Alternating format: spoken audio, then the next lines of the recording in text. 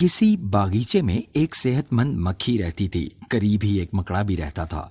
वो इस मकड़े के जाल वाले घर के पास से रोज गुजरती, लेकिन कभी जाल में ना फंसती। मकड़ा बहुत दिनों से इस मक्खी पर नजरें लगाए बैठा था। वो नए नए अंदाज से जाल लगाता, लेकिन मक्खी जाल के करीब भी ना आती। एक दिन मक्खी मकड़े के पास से गुजरी तो मकड़ा बोला, बी मक्खी, तुम्हारा इस रास्ते से रोज गुजर होता है, लेकिन कभी तुम भूलकर भी मेरे घर नहीं आई। आखिर मैं तुम्हारा पड़ोसी हूँ, कोई गैर तो नहीं हूँ। किसी दिन मेरे इस गरीब खाने को भी इज्जत बख्शो। मकड़े की बात सुनकर मक्खी बोली, जनाब, किसी और को बेवकूफ बनाइए, मैं तो आपके जाल में आने वाली नहीं हूँ। जो भी आपकी सीढ़ी पर चढ़ा फिर कभी नहीं उतरा। वाह बी मक्खी, मैं तो आपकी खातिरदारी करना चाहता था, वरना मेरा इसमें क्या फायदा। अगर थोड़ी देर मेरे घर में ठहर जाओगी तो इसमें बुरा क्या है।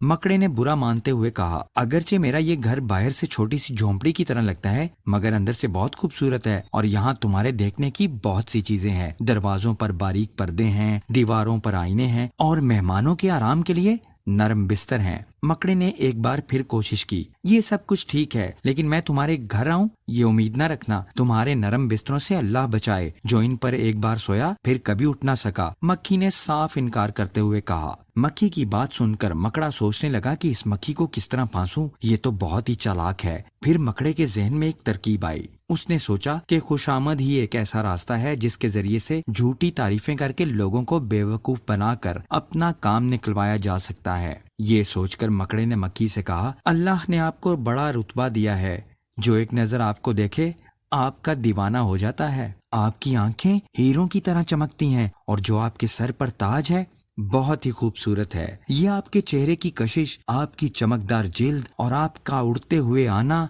ये सब कितना दिल फरेब है। मक्खी ने जब मकड़े की खुशामद सुनी तो नरम पड़ गई और कहने लगी, मुझे वैसे तो आपसे कोई खतरा नहीं है और बार बार इनकार करना अच्छा नहीं लगता। आप इतना इसरार कर रहे हैं तो मैं आपका दिल तोड़ना नहीं चाहती। ये कहकर मक्खी अपनी जगह से उड़ी। जैसे ही वो मकड़े के पास आई, मकड़े ने उछलकर उसे पकड़ लिया। मकड़ा कई रोज से भूखा था, अब उसने आराम से बैठकर जरा सी देर में मक्खी को चट कर लिया।